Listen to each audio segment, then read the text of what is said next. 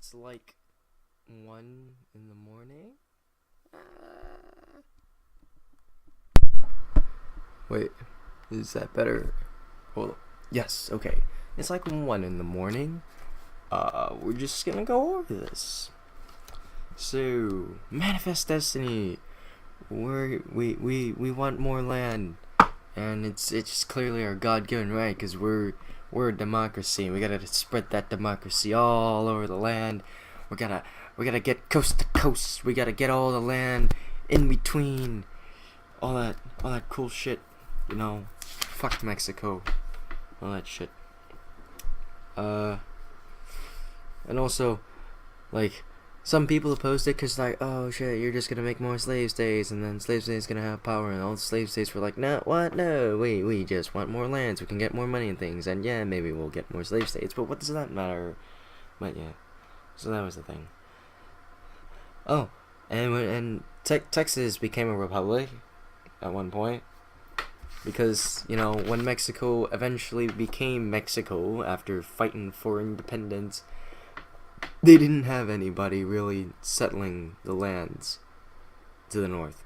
So then we're like, if we get some other people in the north and we make them loyal to us, that'll help us protect us.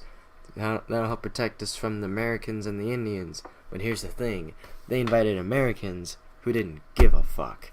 So eventually, after, you know, Americans getting pissed off, and then, like, impresarios bringing more Americans in, and, like, you know, shit like the Battle of the Alamo, and the Battle of the Goliad, and, like, the Battle of San Jacinto, Texas became a thing.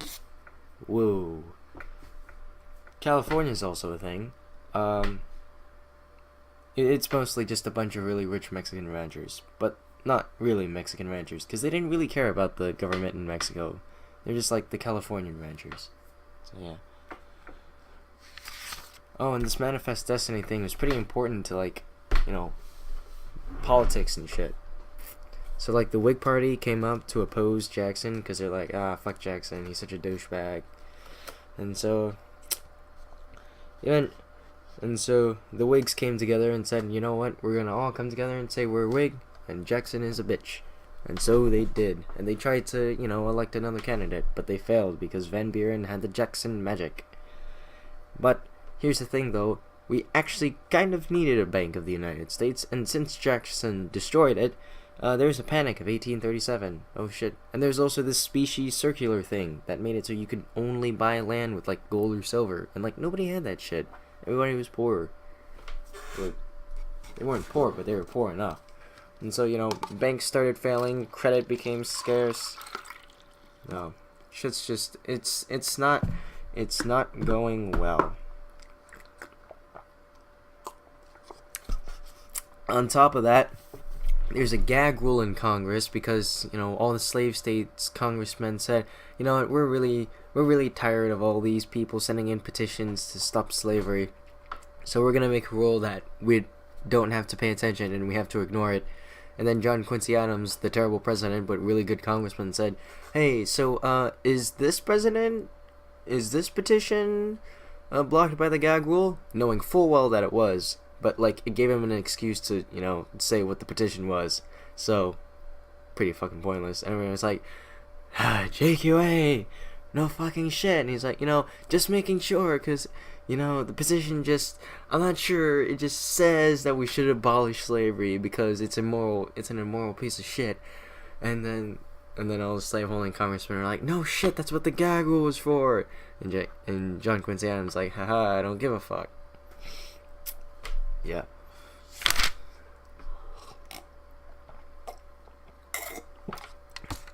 So anyway, since Van Buren seemed to be the guy that was in charge while, like, the economy died,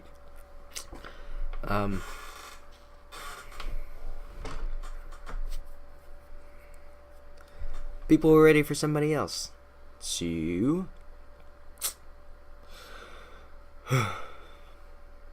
what is it? Oh yeah. The Whigs held a single national convention this time so they could, you know, have a candidate. Because last time they did, like, multiple conventions and that didn't work because the Democrats did one and they got Van Buren. So they did one, and they got William Henry Harrison, along with John Tyler, because why not?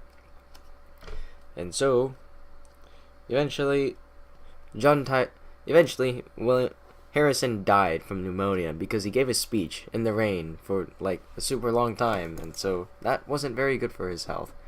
And so now John Tyler, somebody that the Whigs would come to hate and then kick out from their own party, he became the president. But he basically had all the same ideas of Jackson, just didn't like Jackson. So, that didn't work out. Oh yeah, and so one guy named Daniel Webster made a Webster-Ashburton Treaty with Britain so that they could establish a border between, the U.S. and Canada, because we didn't do that yet. And at this point, we felt like it might have been a little bit necessary. Just a little bit. And so, Tyler really, really, really wanted to annex Texas, but he didn't. Sucks. And then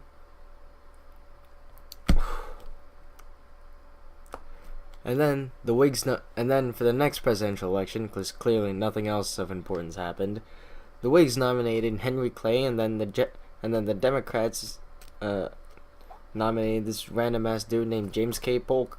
Like, nobody knew who he was, but then he won, and he's like, "All right, guys, we're gonna annex Texas and California." But before Polk, Tyler was like, I can't sign a treaty because the Senate won't, approve it with a 2/3 majority. What am I gonna do? And then, wait.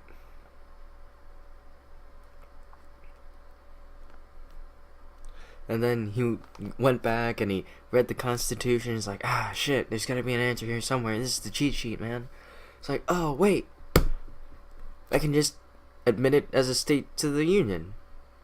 I don't have to annex it. I just have to admit it into the Union as a state with a majority in both houses. So, that was passed, and Texas was a state. State. Here are the air quotes. Cools. Oh, yeah. And... Jai. Sorry about that.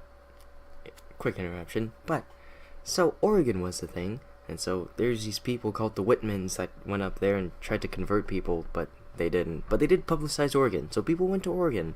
And then at one point we went like, hey, we want all of Oregon. Britain can't have Oregon. 54-40 or fight. Haha. But, we kind of just wanted to go fight Mexico already, so... we sent a guy, so basically we sent a guy over here, and we went like, okay, we'll just make the border at the 49th parallel, and that'll be the border between us and Canada, and now that's the border between us and Canada, woo. And now, we fought a war with Mexico. So basically, we just sent troops deep into Texas, and then Mexico's like, wait, but that's still ours. While the U.S. is like, nah, that's ours. And Mexico's like, no, you're invading our territory. We're gonna kill you now. And so they started a fight, and then Americans are like, ah ha ha. Polk is like, American blood has been shed on American soil. We gotta go to war. Ah. Although most people realized that this was bullshit, some people wanted land, and some people continued to realize this was bullshit, and were like, what the fuck is this bullshit? Including people like Abraham Lincoln, and like, other people that are important.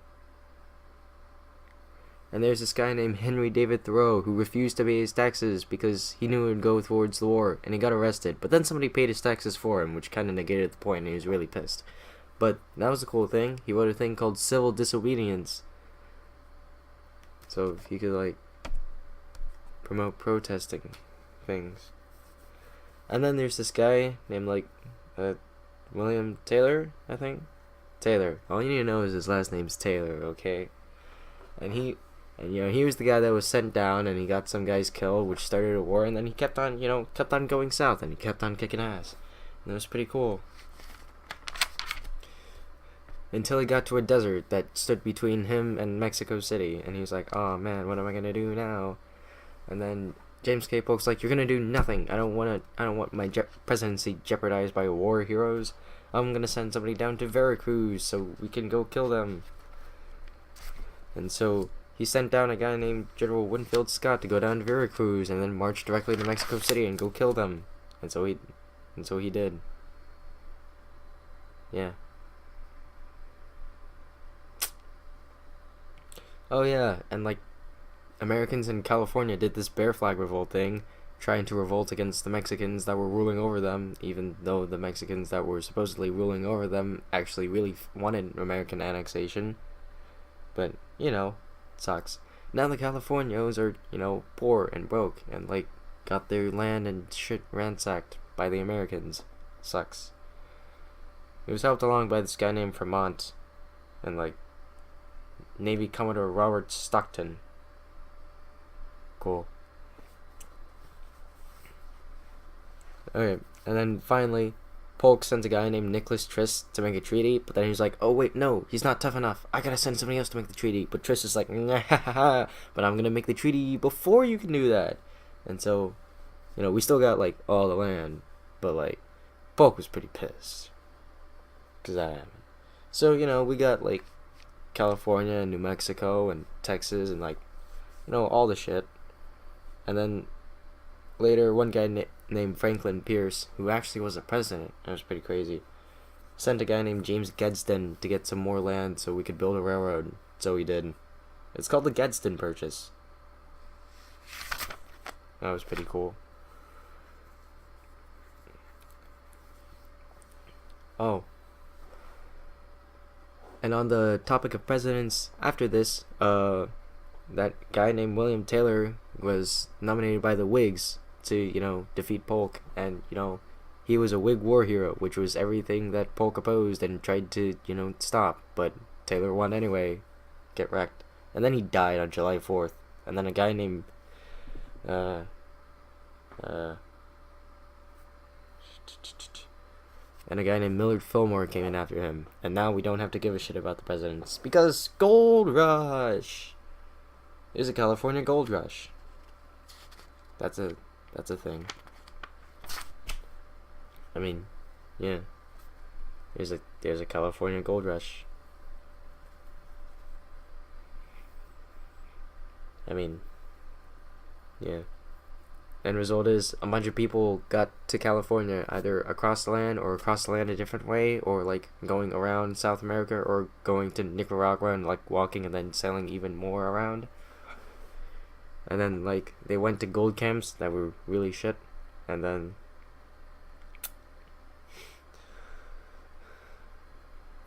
the, you know, all the Native Americans got killed by, like, disease and murder.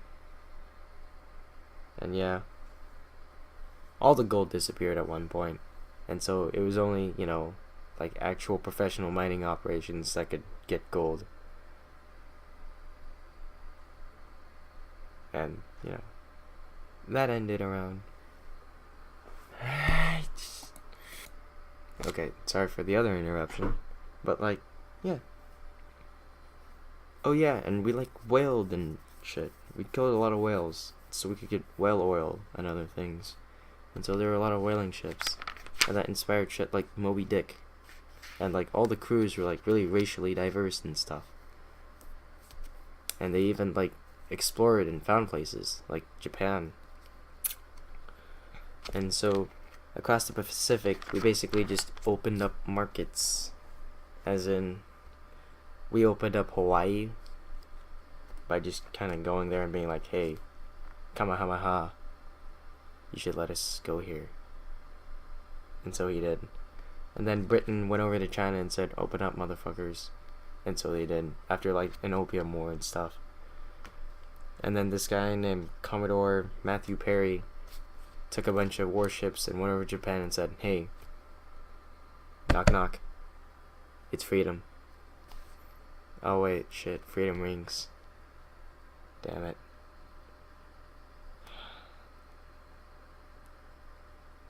Knock knock, it's the Americans. And so they made a Kanagawa Treaty so that they could, trade with the Japanese. And that's it. That's it. That's chapter 11. Have fun. Have fun. Good morning. Good morning. It's the morning now.